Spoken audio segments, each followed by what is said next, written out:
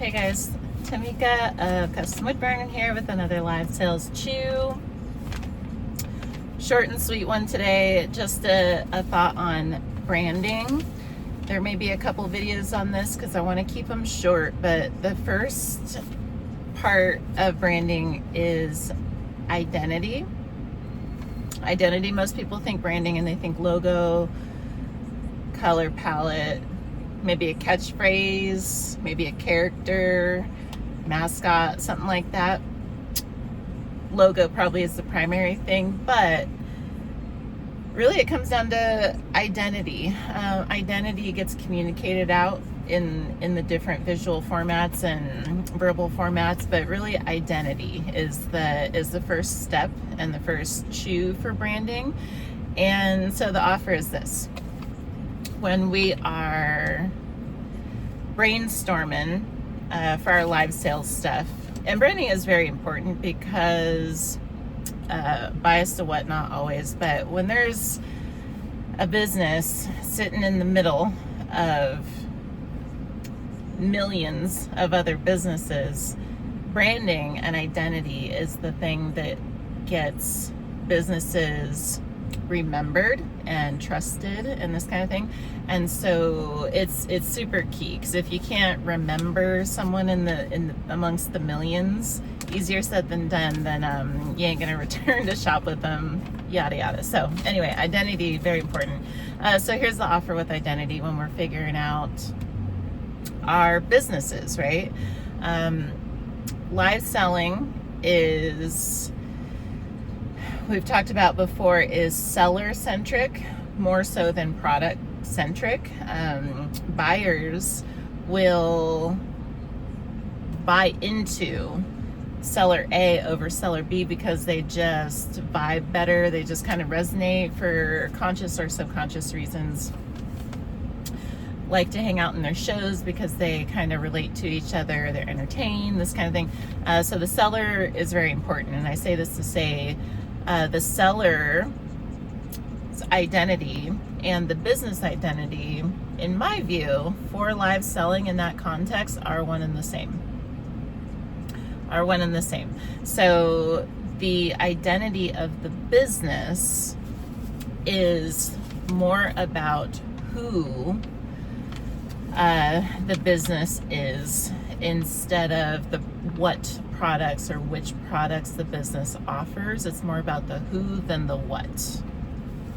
Okay, so products, if branding and identity is done correctly, the products ought to be able to change over time, but the identity stays constant. It's the common denominator underlying any product or any service or any offer that business has on the table. The identity does not change. That's the kicker, because it has to do with who.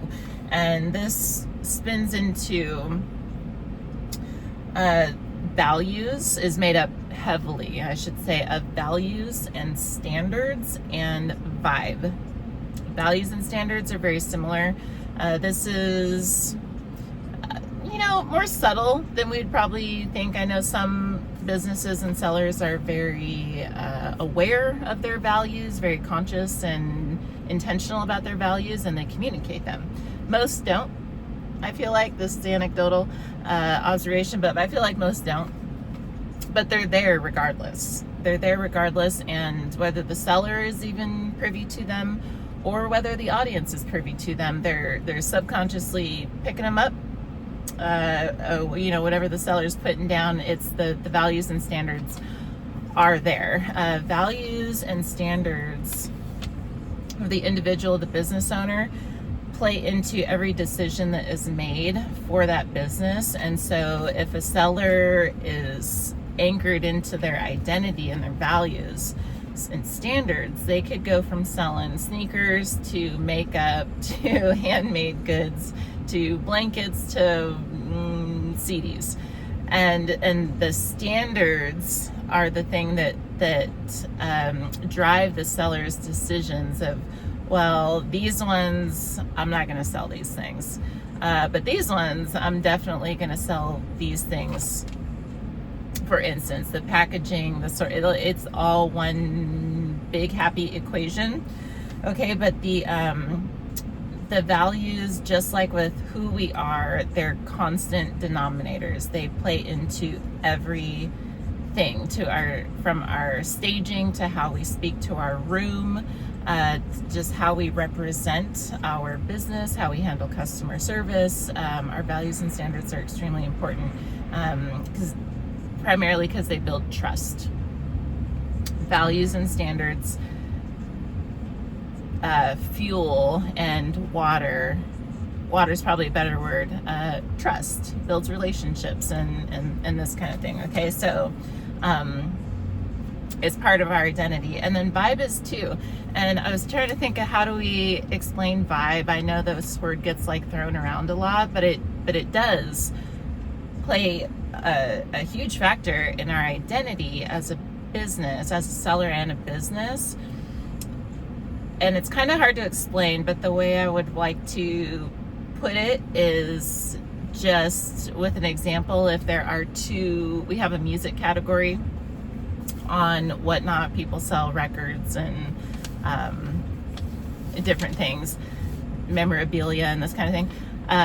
If you have two sellers that are as similar, just picture two sellers that are, basically identical. They have, just even consider they have similar branding to where maybe their logo, they both have a record player in their logo.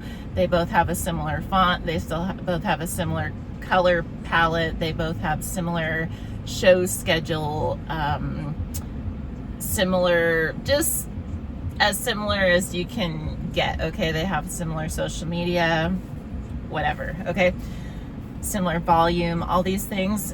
If seller A, so in the similar values and standards, right? So they, clean the records every time before they test, and clean the records every time before they sell them.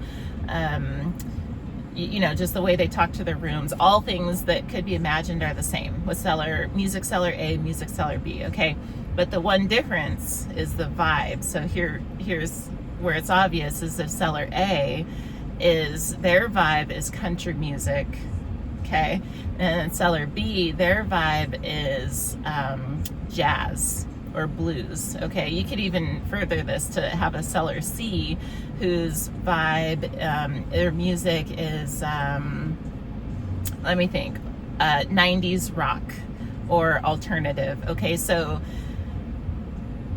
if all other things are the same, the vibe will still make or break the relationships with those audiences and underlie everything else in their decision making. So the country music vibe seller is going to draw a certain crowd that if they go to introduce like other type of products, that vibe will underlie what other products they offer. Maybe it's cowboy boots, just to be like, throw an obvious example out there, right?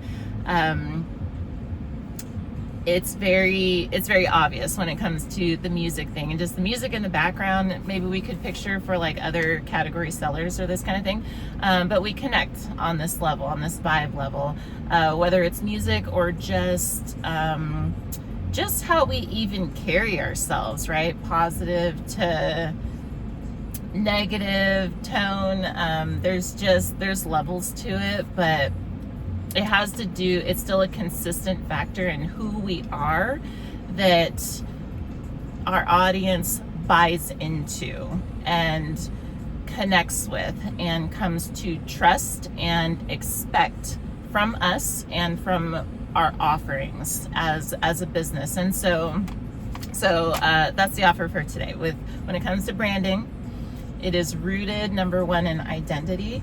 And identity is about who we are, not just what we sell. I think a lot of sellers focus on the products, but really we are the product as the person, as the human, more so in live sales than regular business, traditional business. And so I feel like it's worth it too. So it's about who we are, and who we are has to do with our values, our standards, and our vibe primarily. So that is the chew for today. All right. If you like this kind of stuff, please let me know by giving this video a thumbs up. And we will be back tomorrow talking about more live sales stuff, maybe some more branding stuff. Shall see. But for now, I would like to thank you for watching. And I hope to see you next time. Happy live selling in the meantime. Bye-bye.